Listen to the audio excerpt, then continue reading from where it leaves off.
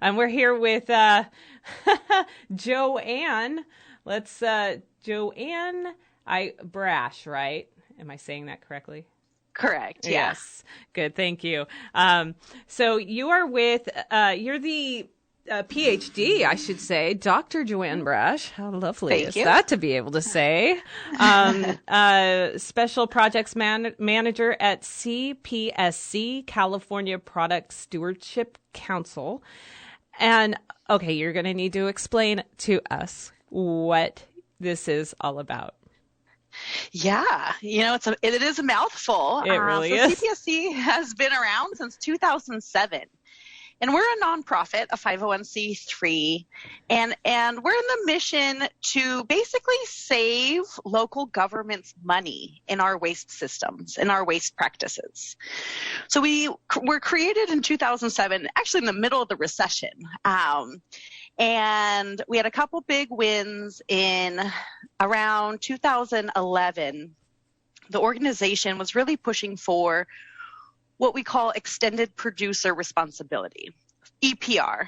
And this is a really specific waste management tool that gets the producers engaged in funding these end-of-life systems. So it's not just a burden on the waste managers. Can you clarify what a producer is? Yeah. So the producer is the creator of a product, but that definition is going to change with each product. Okay. So ultimately, the definition comes down to whoever's putting it on the market takes responsibility at its end of life. But it's actually a 3-tier definition. So if the manufacturer is not taking responsibility, the importer will take responsibility. If the importer isn't taking responsibility, then it falls on the retailer. For some products like clothing, the retailers and the manufacturers are often similar companies. But in other products like carpet or pharmaceuticals, the retailers and the producers are different. So at the end of the day, you're trying to push the burden upstream because that's where a lot of the externalized problems have started. Yeah, it's bizarre to me when I go out of Sonoma County and I'll go out to eat somewhere and I'll get a styrofoam container to go and I'll be like, why are you still using styrofoam? How can it be cheaper in any way? Because you get hidden costs. The costs are hidden. It might be cheaper up front, but you're still paying for that extra for that styrofoam. Yeah, and some of those hidden costs are how it accumulates in our waterways and it breaks down, it leaches, no one's paying for that mitigation. So I think actually the externalized costs are really, really great. But Sonoma's been a leader in a lot of these different product types. So that's why when I saw this invitation to speak, I was like jumping on it because not only do I love talking trash, I love cheering for our leaders. And Sonoma County and the city of Santa Rosa, several others in the area have been working with CPSC since 2007. So there's a couple products very specific in Sonoma that we've been successful for. One of them being reusable propane cylinders. So I use the background. I don't know if it's video today. I see. But we run the Refuel Your Fun campaign, and we had a 2.5-year project in Sonoma getting people off the single-use propane cylinders and onto reusables. Yeah, that's great. I used to buy those little tiny ones for camping. You can still find them in Sonoma County occasionally at like Walmart or whatever. But we went to the giant size and we found that we have a whole weekend worth of propane and we don't have to change the cylinder out over and over and over again. Yeah. It works so much better and it costs less as well. Yeah. So there's one producer, we love that word, down in Southern California who redesigned, they're called Flame King, and they redesigned those little tiny 1-pounders to be refillable. So they changed the ball valve, they changed out the leak, the anti-leak device. And the problem is that you need a special adapter, and you need to kind of train some of the retailers that it's a different product, it has a different process. So it's almost like going to apples and oranges, but places like Sonoma County, it's really easy to run this campaign because people just get it. Like these retailers throughout the coast, they see the burden from the campers, and it's no one's fault because that's how it's designed. Yeah. It's designed to be used once. It's rolled steel. It has a huge GHG footprint for 25 cents worth of gas. Oh, wow. I don't even know what to do with the containers when I'm done with them. We used to just put them in a pile because we had our own property, and we would just put them in a pile, and people would, like, if they ran out of propane, they'd go over and try and see if there was anything left in any of them. But we had no idea what to do with them. There was like no place to take them. Well, you can't guarantee there's no residual gas. So it should be treated as hazardous waste. And oftentimes our government's paying like $3 or $4 per cylinder to process these. So literally our government's sometimes paying more to process these than the consumers pay. If you go to Walmart, you can buy them for $3. 2 of them. So those are those systems we're trying to flip aside, because a reusable, you can use it for 10 years. You can refill them. We want to start promoting like a 6-pack. Yeah. But yeah, it's not only about redesigning the products, but creating these systems that are easier and convenient. Right. What was the other? You said there were 2 products in Sonoma that you were able to. What was the other one? Well, the other one's a duo. It's Medicine and Sharps disposal. Oh. So California leads. It's like the greatest medicine disposal law in the country that no one's ever heard of because it hasn't been rolled out yet. It's typical. You pass a law. It takes a little bit of time to implement it. But Sonoma County was actually really crucial in passing this state law, which gets the pharmaceutical and needle companies to start paying for more disposal options. And what happened with Sonoma County was it was really a struggle to pass it at the state level, especially when you are tiny nonprofits going against pharma, a multi-billion-dollar industry. And so we just put the power to the people. So we started passing local ordinances. Alameda County was first. They went to the Supreme Court because they have awesome lawyers, and they knew it had to be done. While they were in the Supreme Court, San Francisco, Marin, and San Mateo all passed similar ordinances. And by the time we got to where we had the pharmaceutical industry in a position of negotiating was actually when Sonoma County put the ordinance on their agenda to pass. Tehama County was another one. So once you start going into rural, once you start going into outside of these urban areas, the ordinances, you're able to get them better because the people have more say and they're more active in politics. So Sonoma County had this medicine disposal law ordinance on their agenda. They had first reading, they had a second reading, and they were literally weeks away from passing it when pharmaceutical industry reps agreed to a state program that ultimately preempted a couple of these local ordinances. It was, my guess is they were probably paying a lot of money to implement it a little bit at a time. And as the dominoes were falling, they just said, let's just do the whole state. Yes, exactly. Am I wrong? I don't know. It sounds not at all.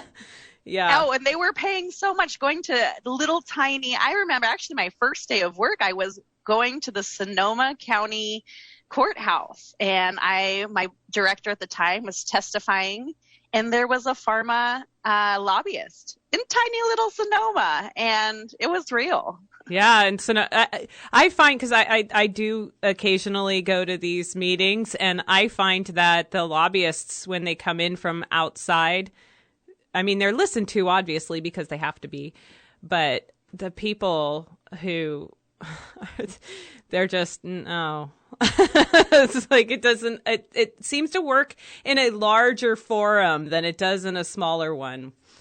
I could see why they were spending a lot of money on something that probably wasn't going to work out well for them anyway. So that's a good thing. Keep it up. So what are you targeting next? What's your next step? Well, so this session, obviously with COVID and wildfires and housing issues, it was communicated that there's certain priorities at the Capitol. Waste and climate change did not listen to those guidelines. And so there are over 60 bills right now that are related to waste, plastics, maybe product design change. So it's pretty interesting. I think this particular session at the state level, obviously some sort of plastics reform is going to happen. There's a lot of players at the table. There's a lot of really good bills. Last session, they tried to do it all in like one big bill. And, with a lot of reasons it didn't pass. So this year they're taking it on with multiple bills taking on different parts. But CPSC is really excited to co-sponsor SB 289 by Senator Newman, and this is on battery disposal. For us, when we listen to our associates who are local governments, which are the products that are most problematic, we've heard batteries time and time again. They cause fires. They're really toxic when they burn. It's not just like smoke. It's actually toxic smoke. And they're embedded in a lot of products that people they think are recyclable. It's a toy, it's plastic. Never mind if there's a lithium ion battery that's going to burn the MRF down. So we have Google alerts for battery fires, dump truck fires, and surprisingly it happens way too often. Yeah, oh man. What do they call that? Wish cycling? Yes, exactly. Because they don't recycle those toys. Those toys don't get recycled. They get thrown into the recycling, but then they just get thrown into the dump from there. Yeah. And we've moved to automated sorting and automated services to basically recycle.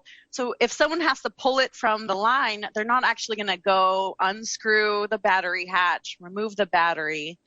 So SB 289 has the producers of these covered products paying into a system so that we can add those services and add more collection. Some of these products shouldn't go into the recycling at all.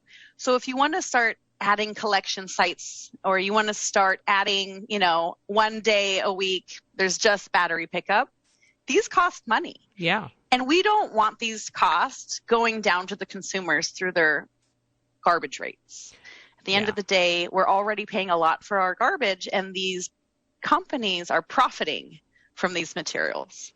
So they've privatized the profits and socialized the problem. And you have, obviously you have funding and you have enforcement, which costs money. Enforcement costs money. How do you get governments that are already strapped for cash to find where do they get the funding to enforce these new ordinances and laws? Yeah, so that's a great thing about EPR, these extended producer responsibility programs, is that they have the funding mechanism built in. So every single one of the 11 EPR and product stewardship programs in California cover the oversight agency's time. They also cover the legal fees, but we had to do a little cleanup legislation to make sure that they're not using public money to pay their fines. So actually just last month, CalRecycle sent the Carpet Stewardship Organization to enforcement $1.17 million for being non-compliant in 2016. And that's a nice, that's a chunk of they change. lowered it. They lowered but they lowered it because they were actually non-compliant from 2013 through 2016. Wow.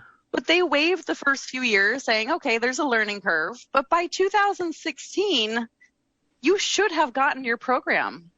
So what's interesting right now is actually April 29th, so just last week, CalRecycle found the carpet stewardship program non-compliant again for 2019.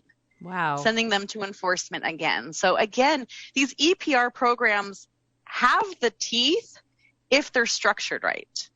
And we see problems with like the carpet program. It's because the carpet industry is not paying in. It's actually a consumer fee. Oh, okay. Now you're making me rethink getting carpet here. But, there's also that fake flooring that looks like wood. They say it lasts forever, but when does that actually happen? It doesn't last forever. It doesn't.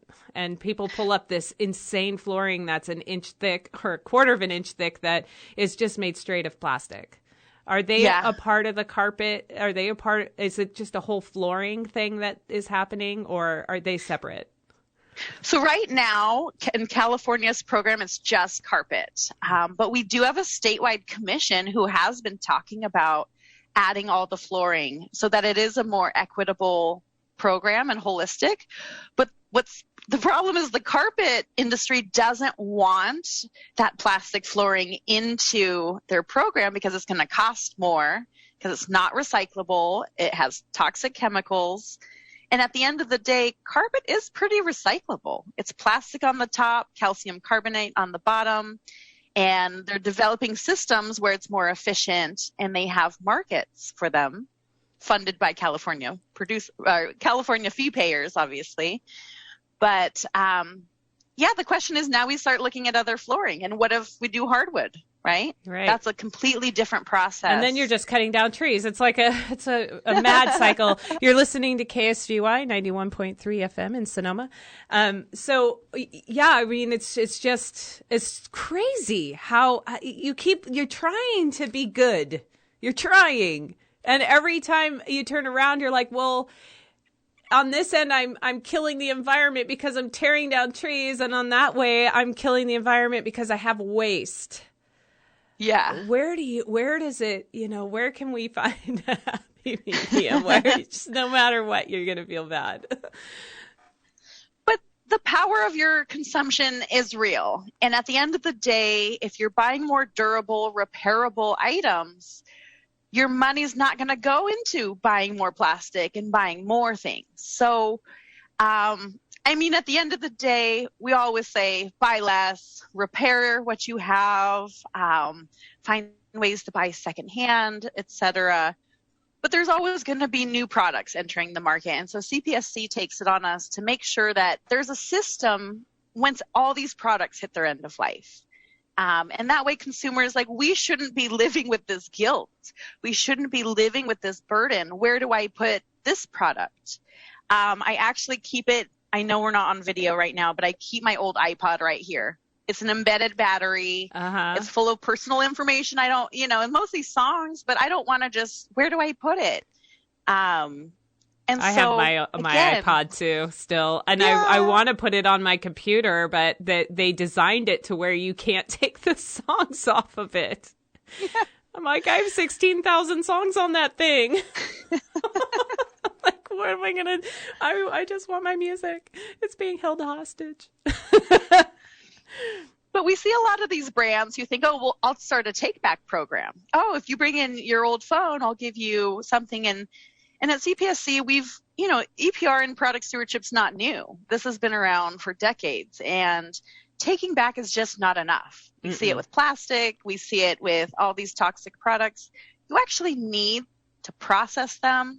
And for the things that are recyclable, have markets and actually put them into other products.